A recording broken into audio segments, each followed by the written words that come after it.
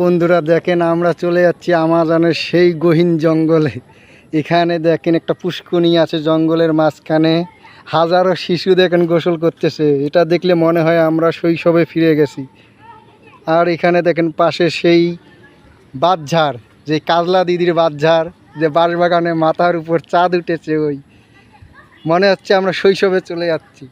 যে এই ন্যাচারাল পরিবেশটা যে আপনাদের কাছে কী রকম লাগবে সেটা আমরা বলতে পারবো না, কিন্তু আমার কাছে অনেক ভালো লাগতেছে। যে মনে হচ্ছে যে আমরা শৈশবে ফিরে এসেছি।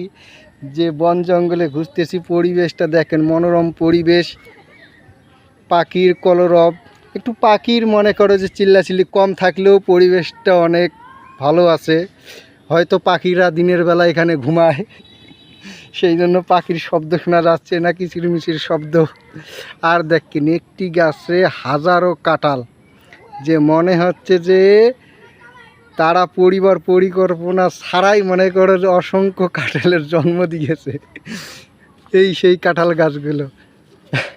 আর দেখেন যে সামনে একটা পুষ্কুনি, পানিগুলো অনেক মনে করে যে একটা আবরণ তৈরি হচ্ছে, মনে হচ্ছে সিমেন্টের কিছু এখানে ছাইরা দিচ্ছে, সেই সিমেন্টের কিছু আবরণ উপরে ভাসতেছে।